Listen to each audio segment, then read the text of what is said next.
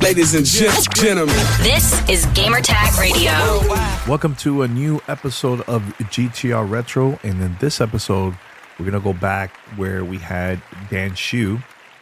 At that time, we were calling him EGM Shu, where we talked about journalism back in those days in 2009. It was a great conversation. We were going back and forth of all the changes that was happening that time and stuff that he agrees, stuff that he didn't agree. It was a great conversation. And the reason why I'm posting that, I think it relates to everything that's happening now. And I would love to hear your feedback, your thoughts about this old classic episode of Gamertag Radio. Now, next week, we're going to have two episodes coming out. One, we can't really talk about what it is yet, but that's on, I believe that comes out Monday or Tuesday, I can't remember. And of course, everybody's going to be talking about Nintendo Switch 2, the Direct, pre-orders, all the details about the new console, which you can also watch it live on YouTube and Twitch. I think Nintendo's going to have their channels live there. You could watch the presentation and everything. So we're going to be talking about that and everything and a lot more about the Nintendo Switch 2. So stay tuned for that. So there is no GTR Retro episodes next week. I just wanted to mention that very, very quick. So, but stay tuned. There's a lot more cool stuff coming up for the month of April. We're going to be, we're working on a couple of things that is going to be on the show. So make sure to stay tuned. All right. So let's go to this classic episode. And it came out back in 2009 on Gamertag Radio. Let me know your thoughts, and love to hear what you guys have to say about this episode. Also, if there's any requests or anything that you would like for me to dig into the archives and want me to release that episode here on a future episode, please let me know on Discord or just hit me up social media. Or if you're on Spotify, you could also comment there, and I'll work on it. All right. So enjoy, and until next time, we're out. GamerCastNetwork.com.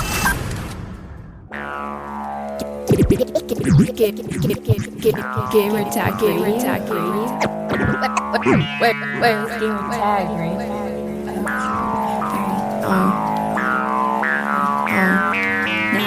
What up, y'all? You're now in tune to the sounds of Gamertag Radio.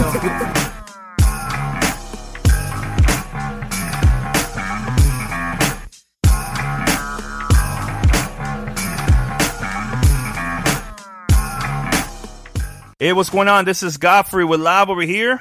We also doing a special live stream today, Wednesday night. If you guys are now watching the Obama's press conference, you're watching the live stream, yes. And we have some things are more important. Yes, and we have Mr. Possum J. Possum, what's going on, man?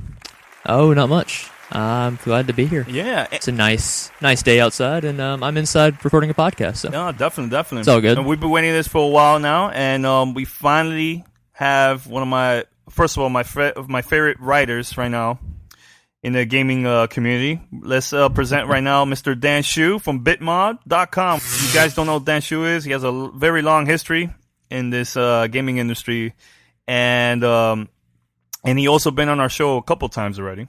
And we also have Orland from Crispy Gamers, and I know he also writes for a couple other sites out there too, but that's his main one. All right, so a couple weeks ago, well, I think it would have been like a week or two, Mr. Dan Shu, he always causing trouble. He posted the top bad things that have been going on lately with gaming journalism. And after that, he had a lot of feedback about that article. And then Coward came back and he was like, you know what? Enough of the bad stuff. Let me write about the good things about gaming journalism. So that's why I wanted to have you guys today here on the show.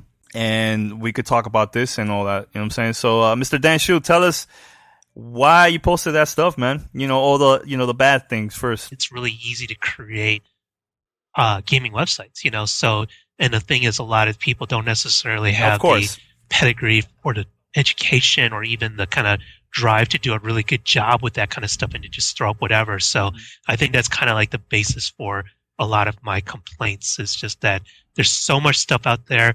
Like if you look at the broad spectrum of all kinds of content out in the gaming world. Of course, you're going to find a lot of good, and of course, you're going to find a lot. Well, I'll comment on Shu's comment. Go for it. Well, I'll call Kyle. Keep on, man.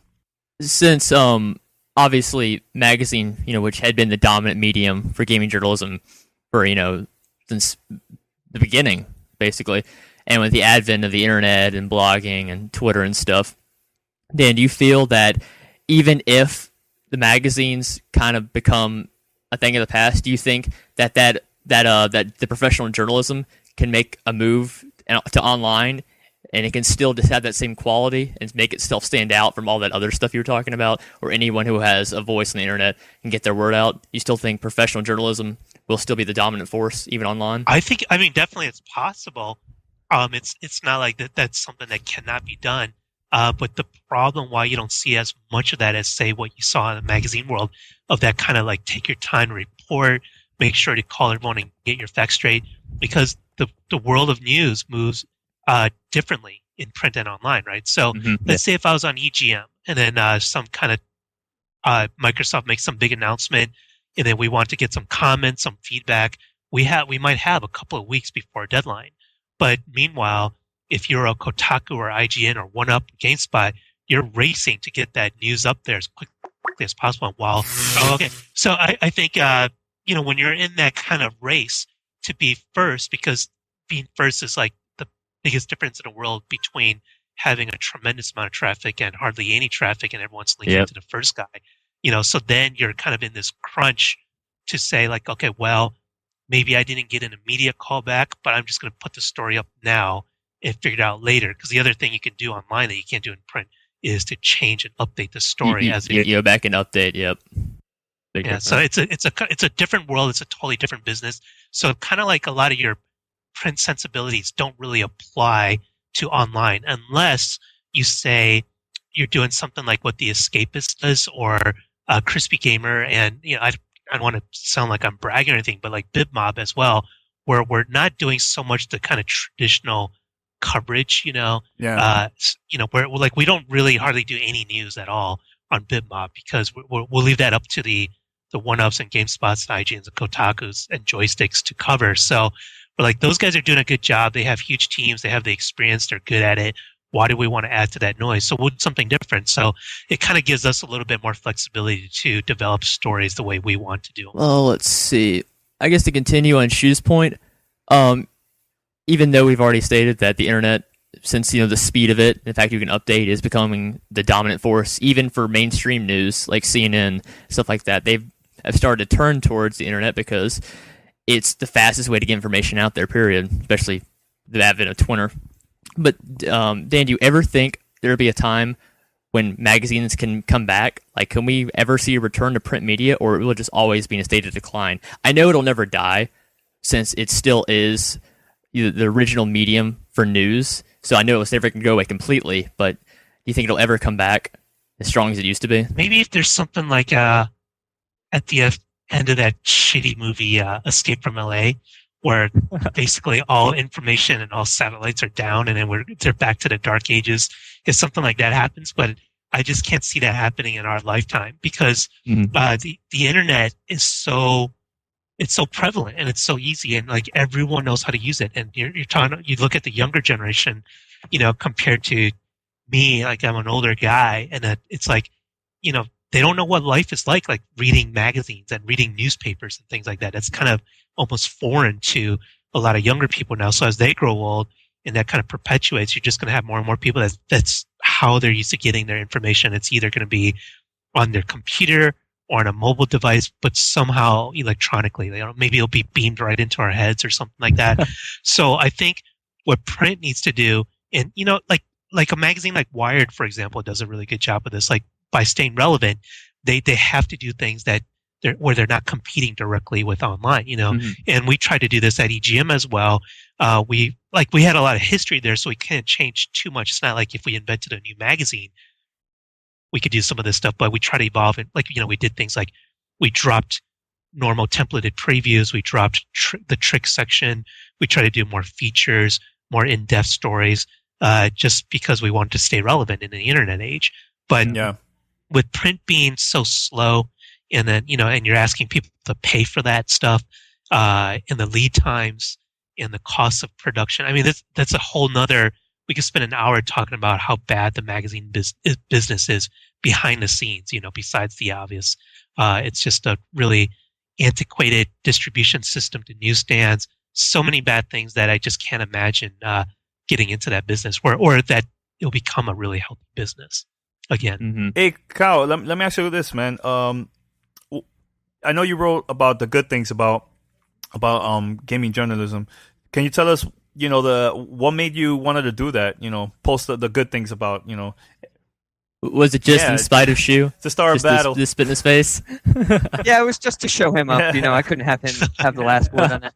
I did a little writing in print for EGM and like Paste Magazine, but most of my writing has been on the internet. And I feel like a lot of the people from the old generation of print journalism kind of look down on internet journalism a little bit, kind of the new guns. It's almost a generation gap there recently, and some people are coming along for the ride, but a lot of people are, especially in the wider media and the newspaper business, are not really willing to go with the flow and realize that things have changed. They're clinging to the importance of magazines and newspapers as important things in our democracy and yada yada. But really, I think there's nothing that print can do that the internet can't also do. But the internet can do more as well. You can post videos on the internet. You can post links to things. You can put things up immediately, or if you're the Escapist or another site like that, you can put them up weekly or monthly. You don't have to be first. And I think the internet also fosters more creativity. Since there's more competition out there, you're trying to get a new angle, get something that will be noticed and linked to. There's hundreds of people who are just linking to the same Kotaku story, but they're pretty much ignored. If you really want to get noticed on the internet, because there's so much competition out there, you really have to do something original. So I think the internet is pushing things forward in a way that print never could, and I just thought that needed to be acknowledged. I know Dan Shu, he posted, he talked about this on his podcast too, about a lot of the things that frustrates him the most with the new generation that they're doing this now. And he didn't went into details, all the way with his podcast. He just talked about a little bit about it. Shu, you want? Do you mind talking about it or no? So I think, are you referring to when I was I kind of made a bitchy post on Twitter? Facebook? At first, you did Twitter. on Twitter, and then you posted it also on your blog, and you talked about a little bit on your podcast. Yeah. I did that because I didn't expect so many people to react and want to know more. So then Come on, Shu, it's you, man. Every time you have a little drama. I'm just Back full yourself of drama. up. Well, just to update people, or to tell Kyle. So what I complained about was just kind of like the spur of the moment. There's so many, I totally know and understand that this makes me sound like the old fart, who's like maybe time is passing by. But I just felt like there's just so many young kids coming into this industry now. And this isn't a print online thing. This is more just a kind of this mentality of this younger generation coming into this business and feeling extremely entitled to like everything. It's like some of the stories I've seen are like there's a Resident Evil 5 launch event here in San Francisco, and then there are people who are like complaining to the PR people that they're not getting free stuff. And these are journalists we're talking about, quote unquote journalists. These are the ones getting paid, right? Getting paid, and they're not just fan, and there's some fan sites that do this kind of stuff too. And Godfrey, we kind of talked about this stuff before about like the kind of keeping the church and state separated, like between like the game and just being kind of like holding on to your integrity and all that stuff. But I just see so many kids that just don't respect that kind of wall at all. So I saw people like just talking about like, they were going up to the GameSpot or GameStop, the store, PR people, and complaining about like wanting to get one of the red Xbox 360, the Resident Evil 360 for free. Yeah. And then there's also I've witnessed people complaining that they ought to get free games whenever they want, even if they're not covering it. that they're due these things, that they're owed these things because they're journalists, they're quote unquote journalists. And I'm just like, I just saw so much of that in like the last few months. I'm like, what the hell's wrong with people? It's like, what, like, I feel privileged to be in this industry. If I get a free game, I'm like, oh, that's really nice of them to send it to me. Cause I'm not in this business to get free games, and stuff like that. So I just kind of got fed up and I just kind of went on a little mini rant about it. Now, I know I'm kind of young for this industry, but I'm also a little bit scared of some of the younger people, not because of ethical considerations like Shu, but because a lot of them don't seem to know the history of the industry as much. It's video gaming's not so old that most of the people writing about it now, came up during the Atari or at least the NES era, and they know most of the historical things. But people who start out with the PlayStation or even the PlayStation 2, who are now starting to get to writing about this stuff full time, they really are going to have to go back and learn about the things that came before they started gaming, or else they're just not going to have the right context to their coverage. I think that could be argued because I definitely agree with you as a whole, but I think it could be argued that, well, there's also like you could say the same thing about let's say an MTV correspondent or something like that. Like he or she might not necessarily know all his music from like the 50s and 60s and have this kind of historical perspective, but the audience that they're talking to, I think ultimately matters there, right? Like maybe I think with Crispy Gamer and BitMob and some of these sites are maybe targeting a more adult reader who has that history, then then I totally agree with you. But maybe there's room for like some of these blogs to just address their same generation, the ones who like the first RPG for them is Final Fantasy VII, something like that. That makes me sad. Yeah. I don't think they have to be experts. I don't think, they're not going to be as knowledgeable as the people who grew up with those generations. But you need to know, I guess, the big games or the big historical moments. And I feel like a lot of these people just feel like, gaming started when they started gaming. And anything before that is just, ancient and not even worth thinking about. I think some of them, not to name names, have to do their homework a little bit before they write about some of this stuff. You mean historical moments like when Aerith died, like that? Oh yeah, that was the first time I ever cried at a video game. Oh, a somber moment there. Everyone says that. Well, on their note, what do you think is more important? Do you think it's more important for a journalist to actually be a professional writer and have that entire background experience, or in this day of the internet? Do you think as long as someone, even if they're relatively new and don't really know their history, as long as they can connect and understand their audience, they might understand their audience a bit more than the professional journalist who might be a little jaded these days from, not having to put up with the industry for so long. But these newer people, have the spirit and the gusto, and they just want to get their word out. Do you think they should just go for it? Do you think everyone has to go back and, go to journalism school and get a college degree? Or do you think there's still room for people who just have the drive and just want to get their word out?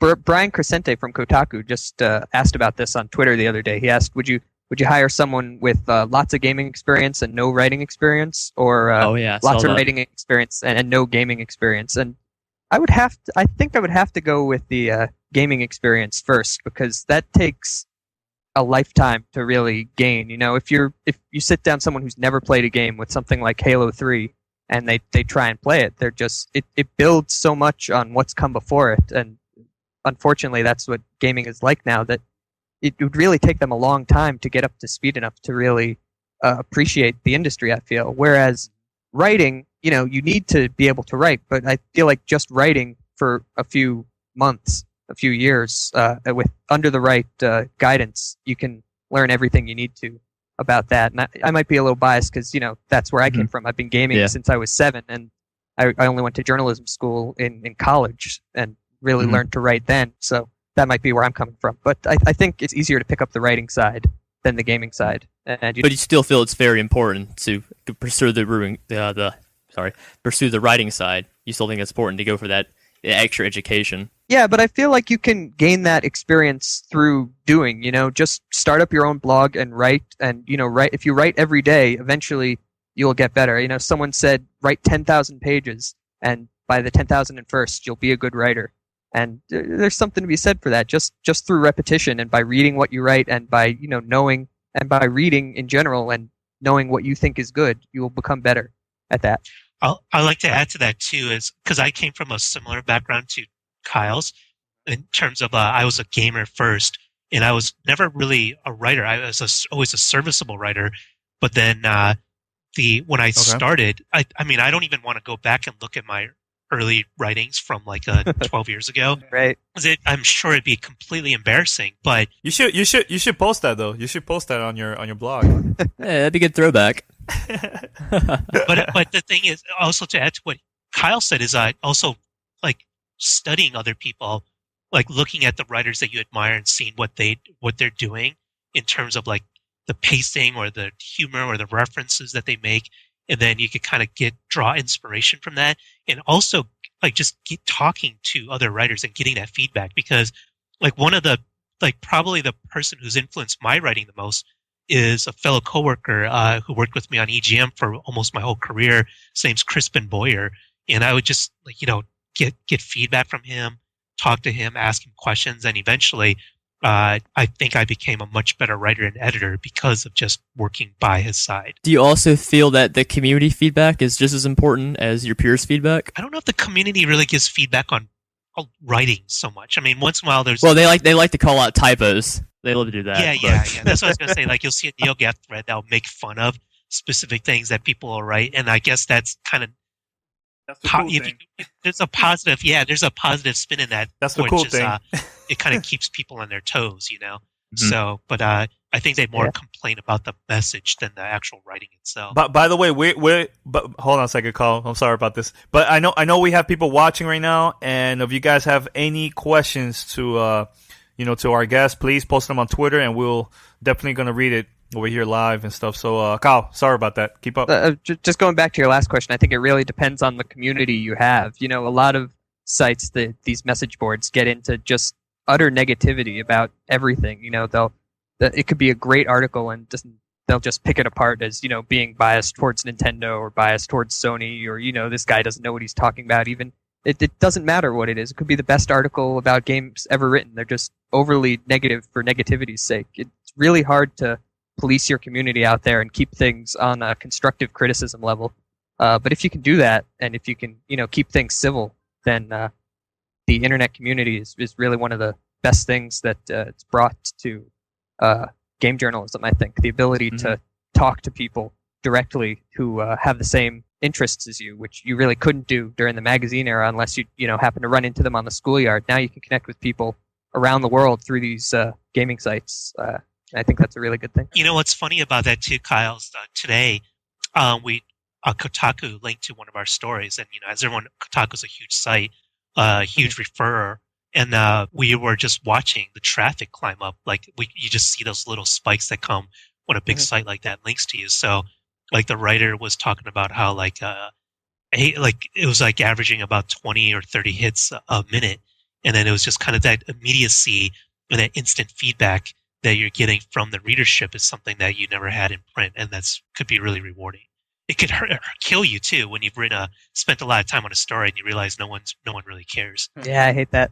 But at least with the magazines, you could fool yourself into thinking, all your subscribers were reading it, even if they were just, throwing it in the trash. You never knew. Yeah. I mean, like that's one of the things though that I know a lot of upcoming bloggers and podcasters. They let's say they create a great story, they post it up on their website or a great podcast, an interview or something. And because there's so much competition, they're not getting the traffic. So what is the best way for them to promote their work out there, instead of spamming, 24/7? But you think there's other ways to promote that in a good way? That's a good question. I think you have to build relationships with blogs that you trust. Send respectful emails to the editors. Even if you don't have something to hawk, say, "Hey, I'm a big fan of your site. I have this site out here. We're trying to do something different," and try and track them down on IM or at shows, and just get the FaceTime in there, I guess. And then once you have something good, don't send them every little thing you write. Just wait until you have something that you really think would be worth their while, that's different than anything else out there, and maybe send that to them and get a link. I know when I was working at Joystick, we had some people who, every time they put a little post on their blog, even if it was, just a reprint that was 24 hours old from some other blog, they would send us a tip about it. We were like, dude, we posted about this 12 hours ago. We don't care that you wrote a thing about it. Just tell us when you have something good. Don't just spam us with everything. So you gotta build those relationships and try and find the people who have an audience and also have the same outlook as you, appreciate the kinds of things you're doing and the kind of things you appreciate. Now with the birth of MySpace, Facebook, and Twitter, do you think that's killing blogging? Do you think that's a good thing or a bad thing? But I don't know if it's good or bad. It's just different. It's funny because there's a few people that kind of talked about how Twitter kind of killed or kind of ruined E3 in a way for some people, because all of a sudden, depending on who you're following, of course, but all of a sudden someone makes an announcement, and then because everyone only has 100 some characters to use, they're all basically saying the same thing. So you're hearing the same exact news bit with no additional commentary, no deeper reporting from 50 people all of a sudden, and it's just going everywhere all over the internet. So, but at the same time, how many things are you discovering because of Twitter, because of Facebook feeds? It's just all of a sudden, hey, there's a link to something kind of cool. I discovered yesterday, not through CNN, not through watching the evening news, that something big hit Jupiter through Facebook. Someone posted a link on Facebook, and I'm like, oh, it's really interesting. And it led me to read a couple of more science-oriented sites, but that was something just because of my lifestyle, I guess, just living in the internet world, that I was able to find out through a Facebook friend before I found out through traditional news. Yeah, it kind of lets you specialize what news you get. You find people you trust on Twitter, and they'll just post links to things that they think people will find interesting. It might not be enough for a full blog post that you would get through your RSS feed, but if you're following them on Facebook or Twitter, they might throw up a short link to it and get the word out that way. I had a personal blog on KyleOrland.com that I wrote maybe 3 posts on. I never found the energy to do it. But then once you got Twitter and it's only 140 characters, just whatever you're thinking or whatever you're reading, you're like, hey, I might as well write something about this, and people might be interested. Who knows? It just makes it easier to share with people. Yeah, Godfrey. Yeah, what's up? Oh, no, I was gonna ask that. I remember, I think it was during the Nintendo press conference. I can't remember who it was, but somebody posted Twitter. Everybody's posting on Twitter and not paying attention to the press conference, and maybe because of that, maybe that's why they're giving bad feedback about the Nintendo press conference or something like that. I'm like, come on, man, I don't see that, man, at all. Well, I think you have to pay attention if you're going to Twitter about it, in any interesting way. You have to be listening and writing at the same time, which is a really, really hard thing to do. But I'm not really sure what value all those Twitter feeds were. Anyone could watch it on G4 or on the live streams on G4.com. So even if you weren't there, I just don't understand why you would follow it through Twitter instead of just watching it, unless you were at work, I guess. And you could, and that's the only way you could get the news instantly. So what happens to you? I'm sorry about that. You was going to say something? So to answer 2 questions ago, when you said how could someone get their work notice, and I'm like, I don't really want to be plugging BitMob. I'm not. That's not why I'm here, to be plugging BitMob and everything. Plug it. Go ahead. Guys will kill me if I don't bring it up, because our whole business model is actually based around helping the community get their work notice. So I'm like, man, everyone's going to kill. All the guys are going to kill me if I miss that opportunity to answer your question, because we had one community member tell us that he's been writing, and he's one of our best community writers. His name's Brett Bates, and he kind of gave us this feedback. He said he ran his personal blog, and he said one of his posts on BitMob has gotten him more views than he would have gotten all of his personal blogs on his personal. All of his personal posts on his personal blog in his entire lifetime.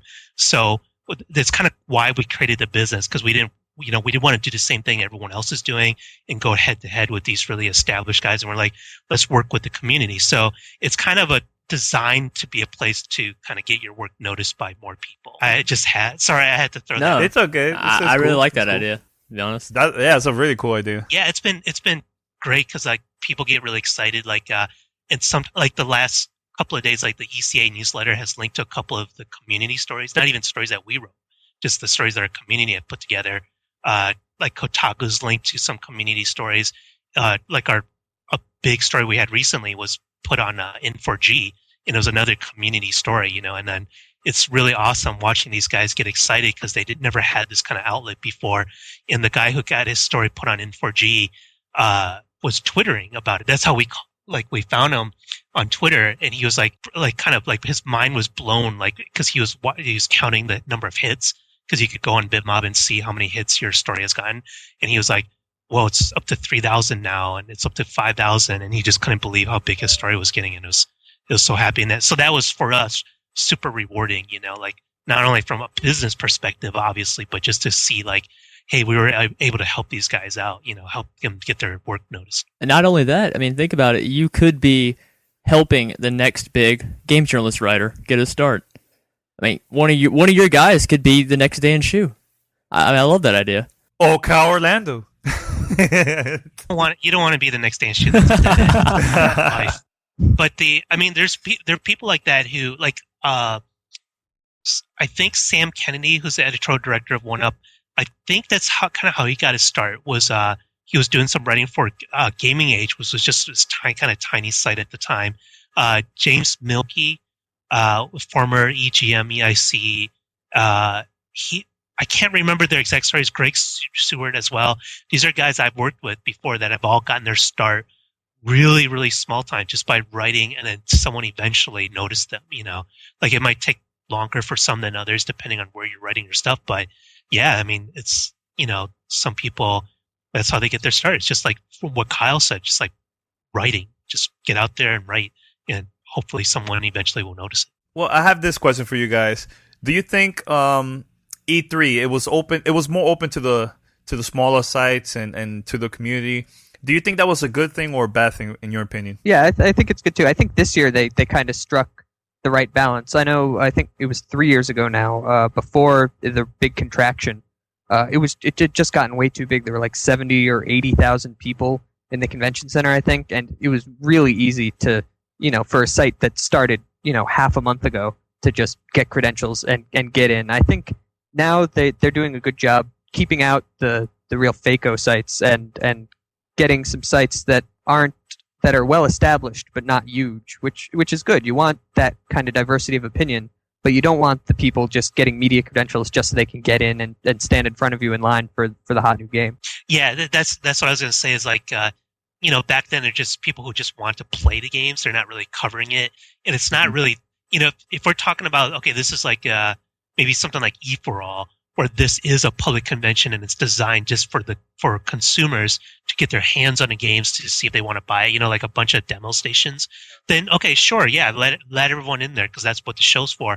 But if the show's designed for like to be a trade show, for the industry, for either whether you're talking about retailers or analysts or press, then then it gets annoying having to deal with the people that are they're just there because their mom filled out some letter for them and then they got to go, and then they're just all they want to do is play and show off to their friends at school that they got to play Metal Gear Solid early or something like that. So yeah, I really like this balance because it got big and exciting again.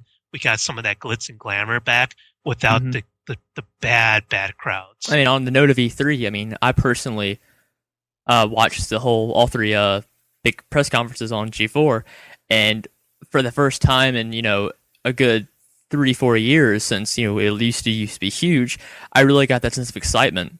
Like when they unveiled the new Star Wars MMO, the trailer, that blew my mind, and a couple other things like Project Natal, or I just love. That's what E3 was always to me. Yeah, that's just crazy. That's what I want to see. That is the excitement I want, but I still like how they have it now, where the people who are there are doing their jobs, and I want different opinions and different sites giving me not just news, but what they think of it. That's what E3 needs to be. Yeah, I was telling my girlfriend like this. It was so exciting. Like, and I'm like, man, in my lifetime, if I stay in this business for another 60 years, I will probably never have as big of a moment as like when Paul and Ringo were on stage. I'm like, that's huge for the business.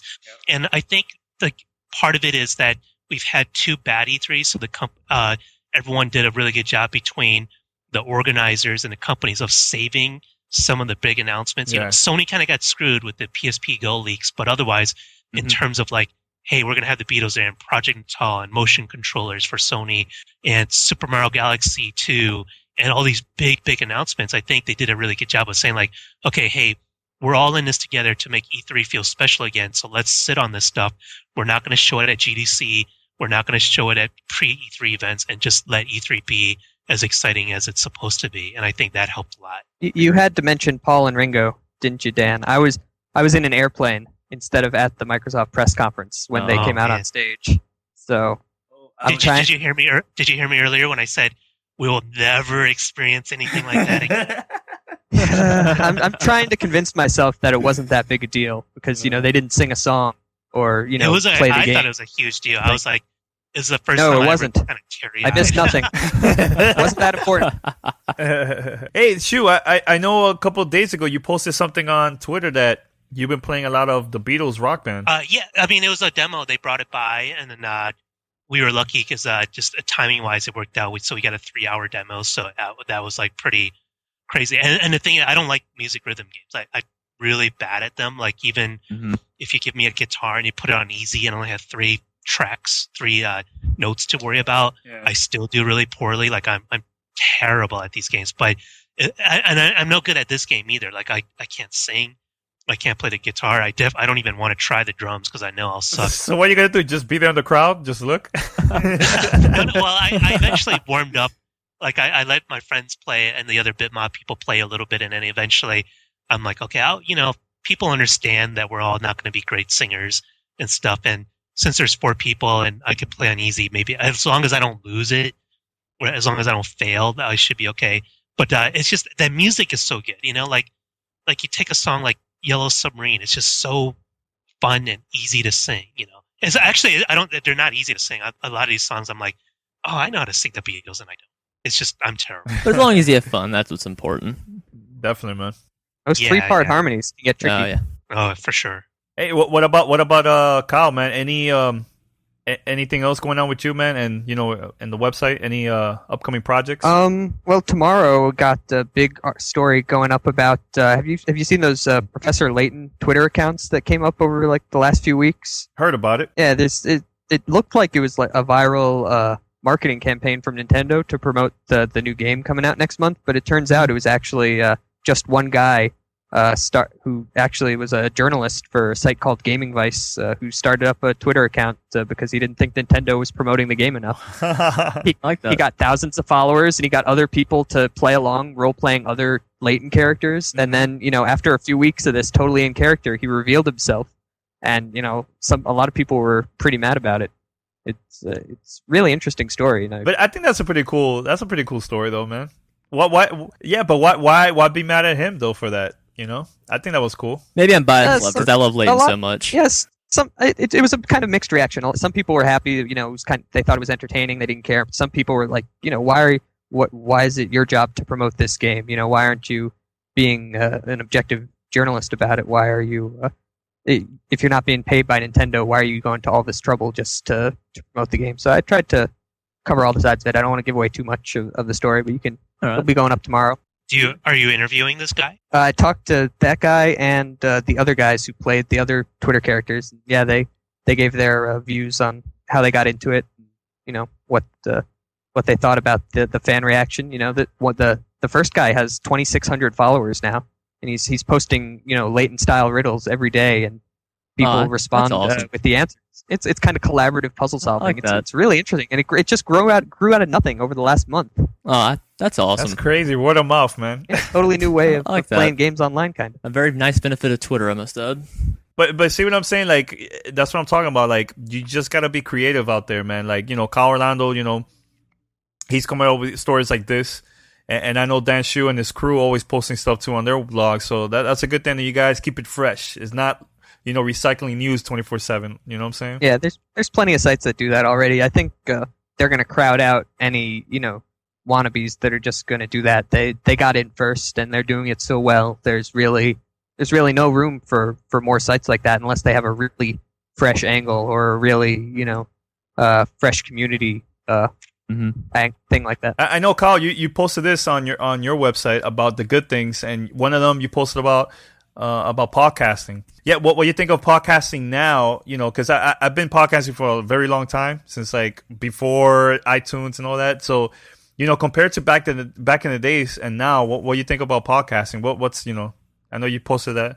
I'd say it really runs the gamut. There's a few that are really interesting and that I try to listen to as much as I can, but then there's a lot of others. There's just a couple of guys or three guys just talking about games, going on, and going onto these segues about things that are interesting to them but to no one else, and making all these inside jokes that if you haven't listened to all 100 episodes that came before, you don't get. I mean, the real danger with podcasts is getting into this, hey, we're just two guys chatting thing, and making it interesting to you but not to anyone else. You need to get other voices on, like you guys are doing, or do some research beforehand, or get a real narrow topic, or something like that to prevent it from being 2.5 hours of guys just shooting the shit. Yeah. Yeah, there's a lot of oversaturation of that already. Yeah, I always tell people that if you have a podcast, treat it like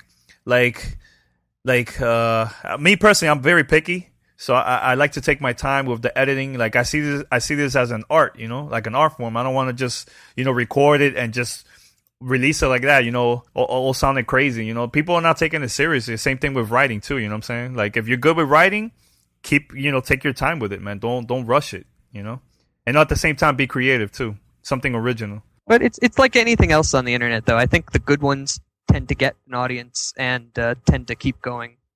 Tend to have the people who are willing to put in the time, week after week to go for months and months, while the ones that aren't good won't attract the audience, and eventually people will just give up. You see a lot of them on iTunes that have 5 episodes, 6 episodes. They obviously it just didn't work. It wasn't for them. Shu, I know you're a podcaster too. Shu, you've been podcasting lately. Yeah, I don't really like it because I don't like I don't think I have the right kind of voice or personality for it. Those guys kind of forced me to be the host because I think more people know me than from you being on EGM and everything. But some people I think are just naturally good at talking and hosting and moving things along. That's not necessarily me, but I like if there's one podcast I think everyone should listen to, it's Robert Ashley's A Life Well Wasted. Oh, sure. Yeah, it's because it's the most different, most well-produced and polished podcast that I've heard personally. And this is like a one-man operation, and just go look it up, A Life Well Wasted. I think that might just be the URL, lifewellwasted.com. And he just does these professionally produced pieces that are almost like audio documentaries, like talking a game, like developers, like patrolling GDC. He did another one about like the whole business of archiving video games and talking to like people who take care of that kind of stuff. So it's a really, really, really great podcast. So, but it takes him like 30 to 40 hours to make one episode. So, and he doesn't make any money off of it. So it's a, I think why you get a lot of the kind of, 2, 3, 4 guys sitting around and just kind of stream of consciousness kind of podcast is because, that doesn't require any work, no prep work. Just talk, whatever comes out, and then you're done. So I think that's kind of the problem. Maybe it's similar to blogs. It's just like it's easy to do the simple thing. It's harder to do things like A Life Well Wasted or to do a really cool, well researched, well thought out article. Definitely. Paulson, any last questions? I mean, I agree with you. I really think there's so much potential in podcasting, but it's just so lost most of the time on just exactly people who what makes me sad is people who think podcasting is just people that get together and just talk like they would on Xbox Live about a topic. I really think there's just so much more podcasting can be, like I'm really interested in the podcast you just described. I really think it can be a medium that can stand alongside written journalism. I really want to see it go places in the future. Shu, Kyle, just want to say thanks, man. I mean, anything else you guys want to say before we wrap it up? Just thank you for having me on. Really appreciate it. Yeah, thanks. Definitely. Good conversation. No problem. Definitely, man. No, thanks, guys, for joining us, and hopefully in the future we could call you guys back once you are more known. I'll definitely will contact you guys. I'm trying to get that bitmap traffic up. Definitely, man. All right, guys. Got to make a name for ourselves. Yeah. So, guys, remember to check out bitmod.com and also crispygamer.com and support these guys, and also mention your Twitter accounts so people can stalk you guys too. Everyone loves Twitter. KYLEORL. And mine's bitmob Shu, BITMOBSHOE. But our main bitmob one where you can see most of the stories is just bitmob, BITMOB. Cool, man. All right, guys. Well, thanks a lot, man. All right, Talk to you thank later. you.